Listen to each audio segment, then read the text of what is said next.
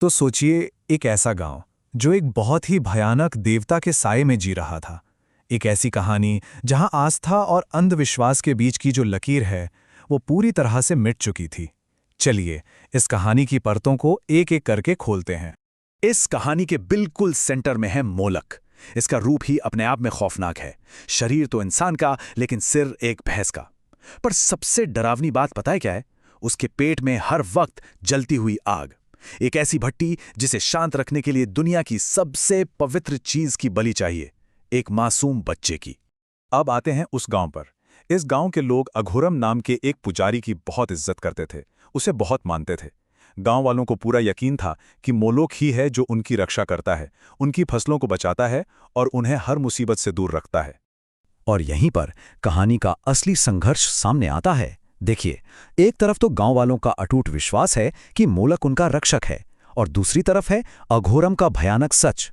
वो अपनी शक्ति बढ़ाने और हमेशा के लिए अमर हो जाने के लिए उन्हीं के बच्चों की बलि देता है, जिन्हें बचाने का वो ढोंग करता है।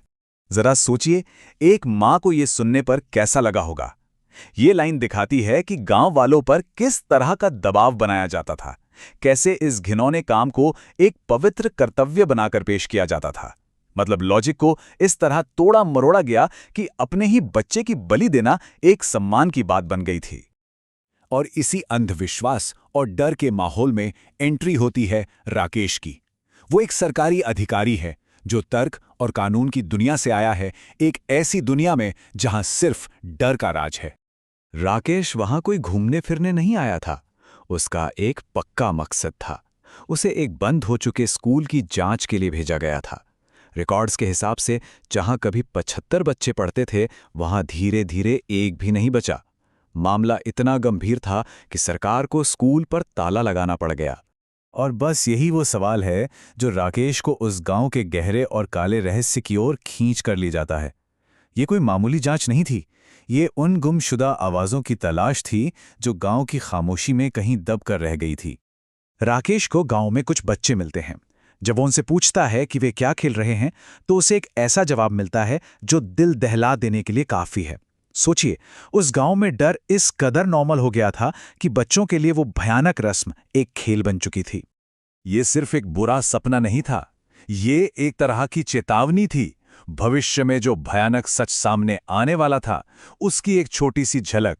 अनजाने में ही राकेश का दिमाग उसे उस सच्चाई के करीब ले जा रहा था जिसे गांव वालों ने अपनी आंखों से देखकर भी अनदेखा कर दिया था।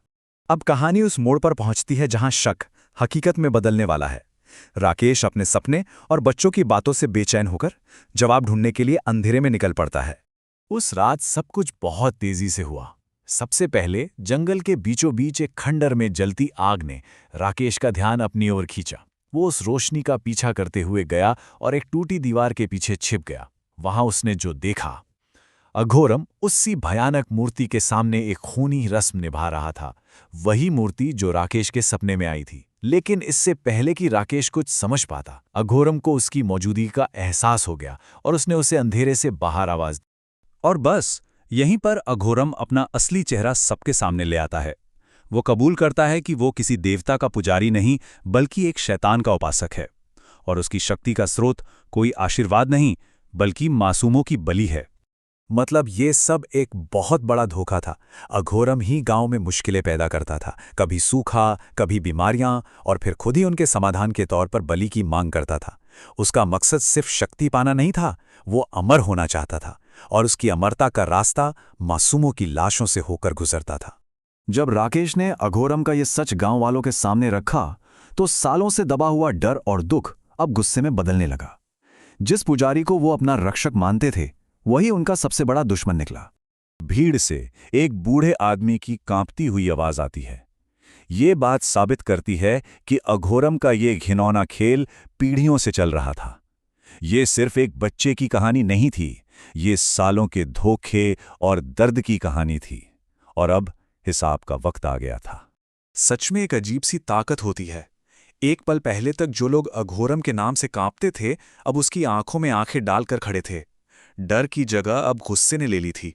और फिर गांव वालों ने अपना न्याय खुद किया। उन्होंने अघोरम को पकड़ा और उसी मोलक की मूर्ति के पेट की आग में फेंक दिया, जिस आग में उसने न जाने कितने मासूमों को जलाया था। उस रात खंडहर अघोरम की चीखों से गूंज उठा और फिर चारों तरफ खामोशी छा गई। ऐसा लगा कि कहानी खत्म हो गई है, गांव आज़ाद हो गया, बच्चे सुरक्षित हो गए। लेकिन कुछ कहानियां इतनी आसानी से खत्म नहीं होती। बुराई की जड़ें बहुत गहरी होती हैं। कई साल बीत गए, गांव ने शांति से जीना सीख लिया था, लेकिन वो नहीं जानते थे कि अंधेरे में एक साया उस बदले का इंतजार कर रहा था जिसका वक्त अब आ चुका था। सालों बाद एक आदमी उसी खंडहर में लौटता है। वो उस जगह को खोदता है जहां मोलक की मूर्ति दफन की गई थी, और फिर अपने पिता से सीखी हुई काली विद्या का इस्तेमाल करके वो अघोरम की आत्मा को उस बेजान मूर्ति में वापस बुला लेता है। और यहां पर कहानी का सबसे भयानक सच सामने आता है।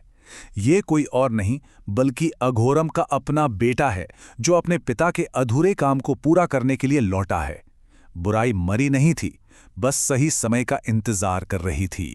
तो अंत में ये सवाल उठता है, क्या गांव पर फिर से वही खौफनाक साया मंडराएगा?